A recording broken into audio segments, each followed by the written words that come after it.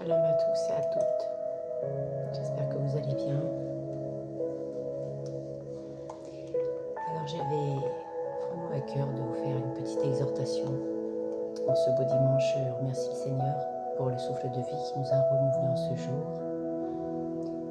Alors cette vidéo, elle s'adresse à ceux qui ont été blessés par l'injustice, marqués par la trahison, éprouvés par le rejet et les accusations. Ceux qui se demandent comment continuer à avancer sans endurcir leur cœur. Ça nous est tous arrivé d'endurcir notre cœur, garder des amertumes. Excusez-moi, je suis un petit peu enrhumée.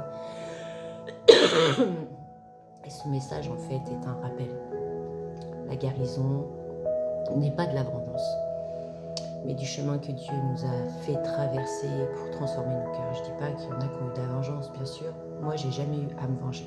Personnellement, j'aime pas me venger, mais j'ai eu de l'amertume. Ça m'est arrivé et je pense que dans nos débuts de conversion, Dieu travaille nos cœurs et il change. On n'est pas parfait. Dieu n'est pas venu chercher des personnes parfaites. Il est venu chercher des hommes et des femmes qui ont un cœur disposé et qui ont du temps pour lui. Les disciples de Christ n'étaient pas parfaits. Voyez-vous, Pierre, Aaron, Jésus, Judas a vendu Jésus. Mais le vrai disciple, en fait, qui a subi, toi par exemple, qui as subi l'injustice, toi qui as connu la trahison, les accusations, le rejet, la parole nous dit, ne vous vengez point vous-même, mais laissez agir la colère de Dieu. Romains 12, 19. Quand on parle de la colère de Dieu, il ne faut jamais prier, oui Seigneur, venge-moi, ou quoi que ce soit. Non du tout, on dit Seigneur, pardonne-leur, pardonne-lui, pardonne cette sœur, ou pardonne à ce frère, ou à mon père, ou à ma mère, peu importe qui vous a trahi, quelqu'un de famille, quelqu'un de proche de vous, que ce soit une femme, une épouse, un mari, un frère, une sœur. Je dis un frère, une sœur dans la famille et aussi en Christ. Donc, priez, pardonnez, comme Jésus l'a dit à la croix, pardonne-leur car ils ne savent pas ce qu'ils font. Il faut savoir que les personnes, des fois, agissent peut-être aussi inconsciemment et d'autres, bien sûr, préméditent ce qu'ils font. Ça, nous en sommes conscients. Mais comme le dit la parole dans Romains chapitre 12, verset 19, eh bien, il ne faut pas se venger nous-mêmes. C'est pas la vengeance, c'est pas dans la vengeance que nous avançons, c'est dans la persévérance et la patience. Car c'est par votre persévérance que vous serez sauvés et que vos âmes seront sauvées, comme le dit Luc au chapitre 21, verset 19.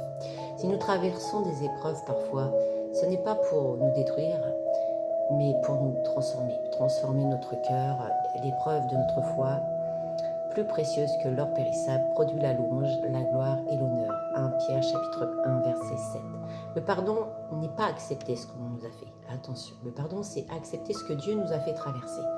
Supportez les uns et les autres, supportez-vous les uns les autres et pardonnez-vous réciproquement, pardonnez-moi. Colossiens 3, 13. Comme Job en fait, nous passons par le creuset. Il connaît la voie que je suis, et quand il m'aura éprouvé, je sortirai pur comme l'or. Job 23, 10, voyez-vous, Amen. Jésus a porté sa croix, il a bu sa coupe jusqu'au bout. Insulté, il ne rendait pas l'insulte. Maltraité, il ne faisait pas de menaces. Voilà ce que nous dit 1 Pierre, chapitre 2, 23. Et même quand il était accusé par les pharisiens, Jésus ne répondit rien, voyez-vous. Parfois, on a tendance à répondre, et c'est ce qui envenime les choses, ou faire des choses qui seraient contraires à la volonté de Dieu. Mais tout ça nous est arrivé. La vie de disciple n'est pas un long fleuve tranquille. C'est entrer par la porte étroite, car serré est le chemin qui mène à la vie. Matthieu 7, versets 13 à 14. Il y a la vallée des larmes, mais la promesse, elle demeure. Heureux ceux qui placent en Dieu leur appui, leur force augmente pendant la marche. Ésaïe 40, verset 31. Pardonnez-moi, j'ai pris les notes, bien sûr. Après la vallée, il y a aussi la terre promise. Il ne faut pas oublier ça et garder vraiment ça dans notre cœur, âme et conscience, que ceux qui sèment avec les larmes moissonneront avec les chants d'allégresse. Psaume 126, verset 5. Tiens bon, celui qui persévérera jusqu'à la fin sera sauvé. Matthieu 24, 13. L'Éternel, notre Dieu est bon. Et ce qu'il veut, c'est, au travers de ces épreuves, la persévérance. l'amour, point de vengeance, point d'amertume. Et pourtant, Dieu sait que nous en avons eu dans les débuts de notre conversion. On ne comprenait pas toutes choses. Mais en fait, c'est justement notre caractère qui travaille. Voilà, il nous change, il nous transforme, mais il faut encore avoir le vouloir le faire et demander au Seigneur de nous façonner à son image, à son caractère. On sera toujours imparfait et Dieu, je vous dis, ne cherche pas des gens parfaits. Sinon, il ne serait pas venu mourir pour nous, Seigneur. Il serait venu et il ne serait pas mort, puisque tous nous sommes pécheurs, tous nous avons péché. Voilà, donc je vais prier. Merci Seigneur.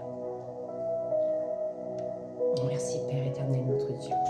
Je bénis ton saint nom, Père, pour ton amour, pour ta gloire. Éternel, notre Dieu, nous te bénissons et nous reconnaissons, Seigneur, ta fidélité. Tu es proche de ceux qui ont le cœur brisé. Tu relèves ceux qui sont abattus. Tu consoles ceux qui ont été blessés par l'injustice et le rejet. Je te confie cette parole qui va te donner, que ce ne soit pas seulement des mots, mais un souffle de vie. Un baume sur le cœur des âmes fatiguées. Une lumière pour ceux qui marchent encore dans la vallée. Donne la paix à ceux qui écoutent, Seigneur. Donne la force à ceux qui persévèrent. Donne la douleur du pardon sans effacer la vérité. Que chacun comprenne que tu vois, que tu sais, et que rien de ce qui est ou a été vécu n'est perdu entre tes mains.